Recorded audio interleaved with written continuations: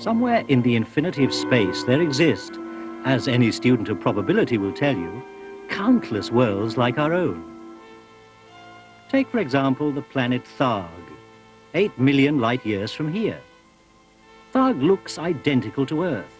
It even has its own British Isles, its own England, its own London. What's different about Tharg, however, is the way it sounds. Put bluntly, there is something very odd about Tharg's music. This oddness is perhaps best illustrated by looking at the sad tale of Felix Fallop, a modest little man with ambitions to be a songwriter. We join him and his wife on the occasion of the world premiere of Felix's first major work. I have searched my whole life through from Leeds to Timbuktu, but ever since my search began, I have never found someone as beautiful as you. I love you, Cheryl, let me be your man. Cheryl, Cheryl, Cheryl of the charming chins, every time you show your shins and all. You don't like it? It's very beautiful, Felix. No, you don't like it. I do. I think it's the most beautiful song I've ever heard. It's just that I'm not called Cheryl. Ah, well, that's alliteration, you see. It's Cheryl of the charming chins. I could change it to Dorothy if you like. It's just... So there isn't a Cheryl?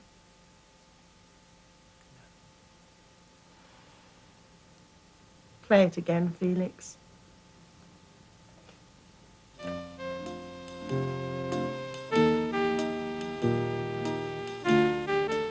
By morning, Dorothy has persuaded Felix that he is a musical genius and that their song should be shared with the rest of Tharg. Keyboard on shoulder, he sets off through the streets of Tharg's London in search of a publisher.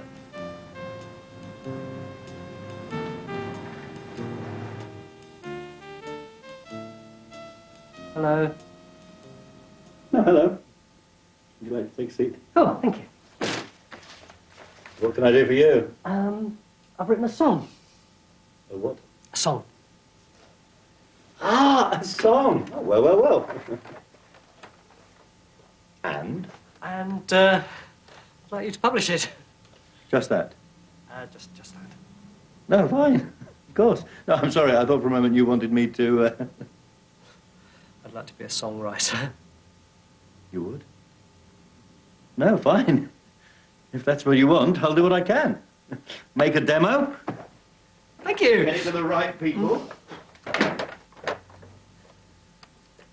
Right.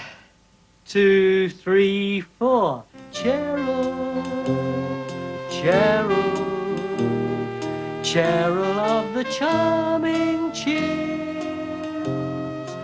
Okay? Okay.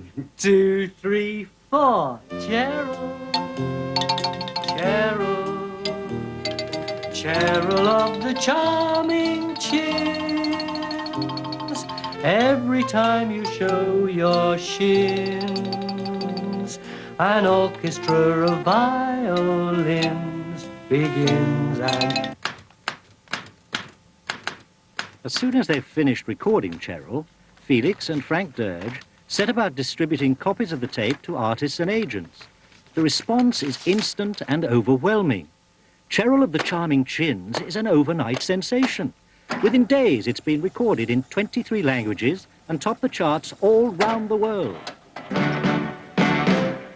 Cheryl, Cheryl, Cheryl of the charming chins. No fewer than 7 newly independent states adopt it as their national anthem. An orchestra of violins begins. Crooners choose it to close their acts in Las Vegas.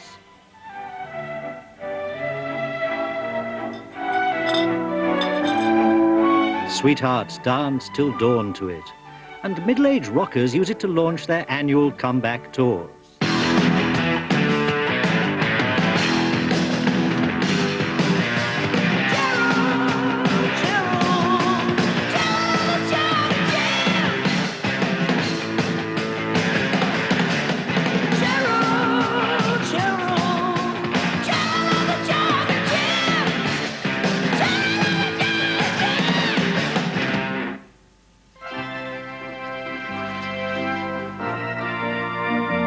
And when Winter Olympics are staged, ice skaters compete with each other to include it in their acts.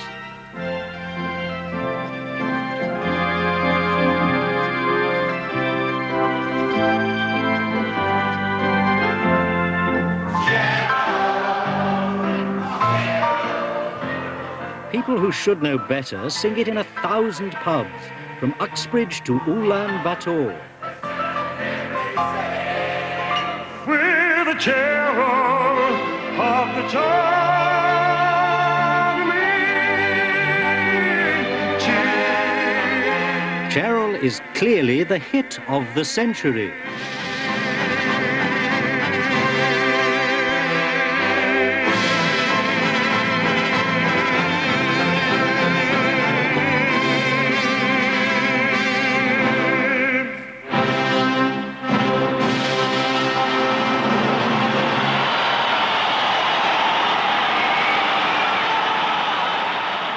Felix assumes, not unnaturally, that he is now a wealthy man. In due course, he drops in on Frank Dirge to check on the state of his newfound fortune. He was about to find out just how odd Tharg's music business was. I thought you knew. There isn't any money. But It's an easy mistake to make. I made it myself when I first went into the business.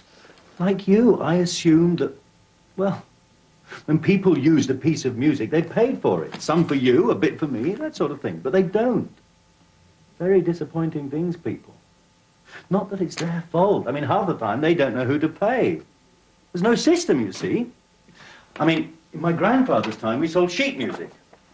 There's no call for it anymore, which is why no one writes music these days. I mean, that song of yours, Beryl of the Watsits, must be the first new tune that anyone's written in, what, 50 years?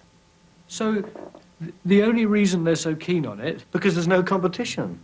I'm afraid so. I mean, it's not a bad song. Oh, why do you still do the job then? Oh, I often ask myself the same question. Big blow. That's it. I mean, in theory, it's rather an interesting job, rather useful, in fact. Helping young composers to earn a living, looking after their interests so that they can concentrate on what they do best. I mean, I was like you see. I didn't realize about the money either. I assumed people got paid if their work was performed. In a just world, they would. But they don't. Still, it's not a bad job. Comfy chair, central heating. Phone doesn't bother me much. So you mean all these weeks you've just been sitting here? Hold on, old boy. I mean, that's supposed to be your job, isn't it? Collecting money for clients? I've tried, believe me, I've tried. There isn't any. It's hopeless. People laugh at you. Hold on, where are you going? To get my money. Because if you can't, I will. And so Felix sets off in search of his missing royalties. Cheryl, Cheryl, Cheryl of the charming Jim. Tracking down people who are using Cheryl is easy enough. But extracting money from them proves more of a problem.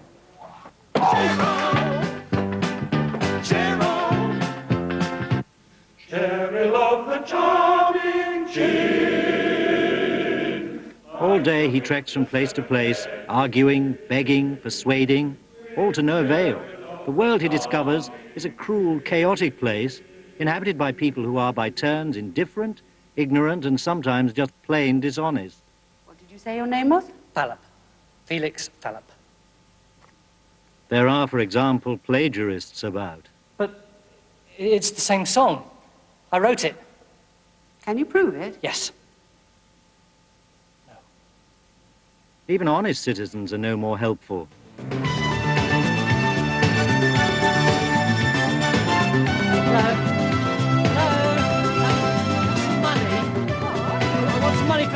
the music. No. I wrote music. The music. Candy, Carol, Charlotte, Cheryl. Cheryl with the comely calves. Felix is initiated into the benignly puzzling bureaucracies of Tharg's broadcasting organisation. It's Cheryl of the charming chins. You television and radio people use it all the Oh, time. I'm sure we do, and it's not that we don't want to pay you, mister. We broadcast hundreds of hours a week of music, all of it apparently written and published by different people. We don't know who to pay or where they live or how much to pay them for that matter. Frankly, I suspect most of them are dead. Do you know, I've got 500 girls working 12-hour shifts, and we're barely up to date with 1937. Now, look, if you were to come back in, say, 15 years or so. Tharg's publicans also have better things to do with their time than pay composers. Good afternoon, Squire. Can I get you something? Yes, I'd like some money, please, for the song. I wrote it. Felix Fallop? What, here, in my pub? Hey! This is Felix Fallop. And he wrote Cheryl with the thingamby, what's it? Well, blow me down. What did you say you wanted? Money. Money? Money? No. Pardon me, you've come to the wrong shop. Try the bank across the road. It's just by the laundry. No, I want some money from you. I'm collecting my royalties. Oh, no, you're not. Oh, yes, I am. Oh, no, you're not. Hunter? Give me one good reason why I should pay you. I'm entitled to it. Says who? I do. Well, I say you're not. Time, gentlemen, please. And should I tell you why you're not? Please. Because I'm bigger than you. Oh.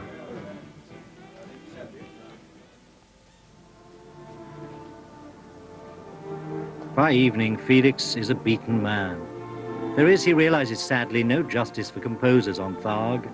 But what can one man hope to achieve in the face of such global indifference?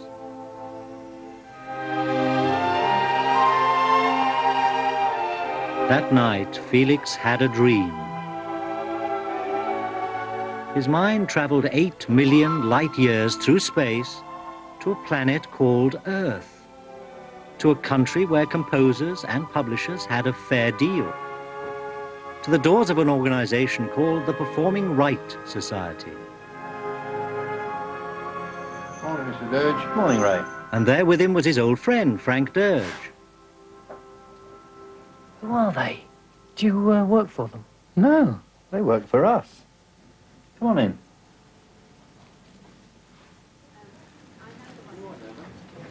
Felix knew he must be dreaming. Here it all was, an organization called the Performing Rights Society, which looked after the whole business. PRS, Frank explained, made sure writers and publishers got paid. It registered who'd written what, issued licenses to people who wanted to use music, negotiated tariffs, the lot. Not just in Britain either. PRS had reciprocal arrangements with other organizations all round the world, so that British songwriters were paid if their music was played abroad, and vice versa, of course.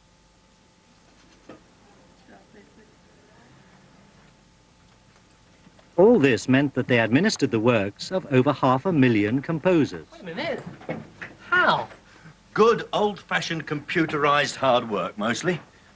Give me the name of a living composer. There aren't any. Well, not on Tharg there aren't, but there are plenty here. More than 12,000 in the British Isles alone. Heaven knows how many in other countries. Let me think. Michael Barclay. There. Name, publisher, list of his works.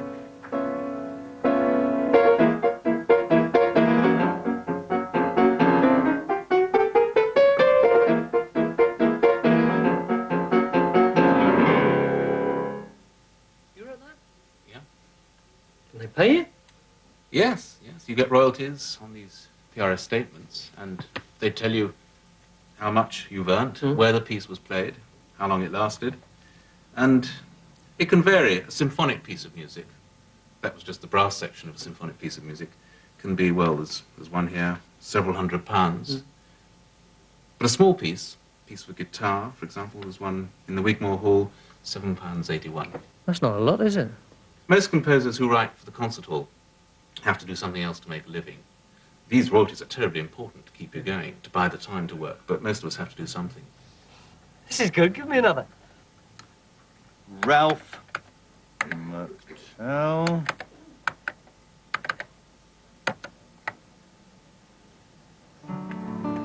There. So how can you tell me that you're lonely? And you say for you that the sun don't shine. Oh, let me take you by the hand and lead you through the streets of London. I'll show you something to make you change your mind.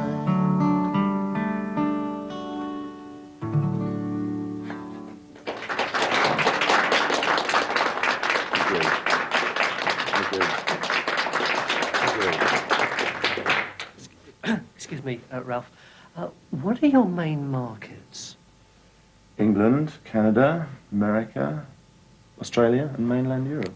And they pay you, do they? Yep, regular as clockwork. Unbelievable. Cheryl of the Charming Chins. Here we are. Felix Fallop, Holyrood, Crescent, Penge, published by Jingle, Crotchet and Dirge. How do they do it? Do what? Get the money. All sorts of ways. Well, this is Tony. He's a PRS license inspector. Covers... Sorry, West Sussex. Doing what? Issuing licenses. Anywhere that uses music. Bingo halls, cinemas, discos. Once they get the license, well, they can use more or less any music they want.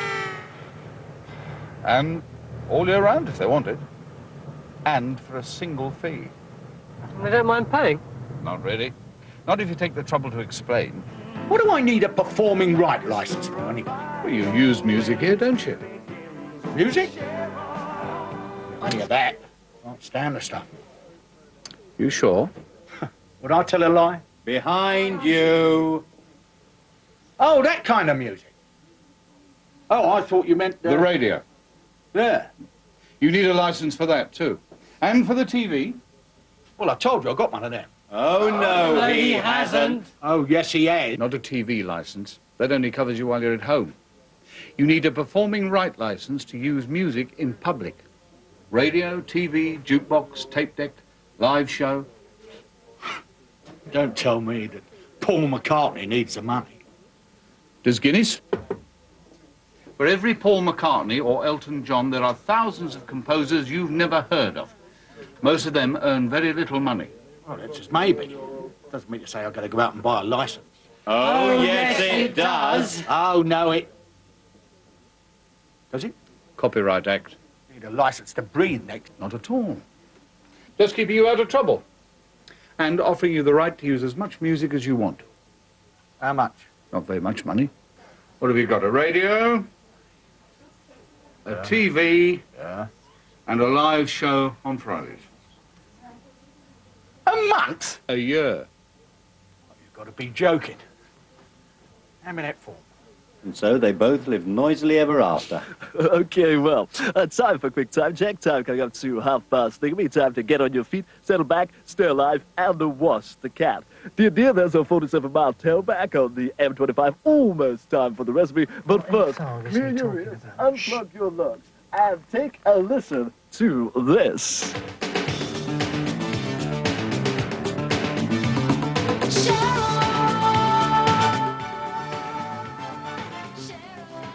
What, these people log all the music that they play, do they? Of course.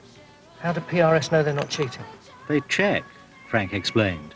PRS has its own monitoring department, which checks the output of both radio and television companies, just in case.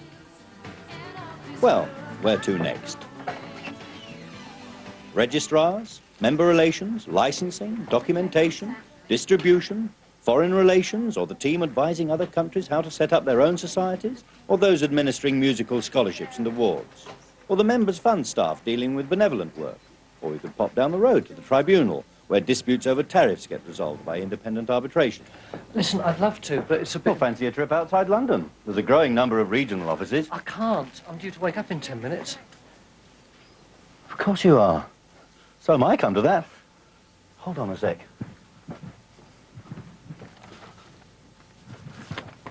One for you, one for me. Royalties. Quarterly distribution. Hooray! Was something wrong? No, not really. Oh, dear. I thought you knew. Well, it's just that I thought that... I thought there was a fortune to be made out of writing music. People do. Well, there is. If you're Eric Clapton or Andrew Lloyd Webber. But alas, not for most of us. This mob have more than 20,000 members in Britain and Ireland, and 85% of them earn less than £1,000 a year from music performance. Pathetic, really. However, I'm told that somewhere in the galaxy of Trincotta, there's a planet where composers earn real money. Trouble is, it also rains cold porridge 3 times a day, and there are 39 men for every woman.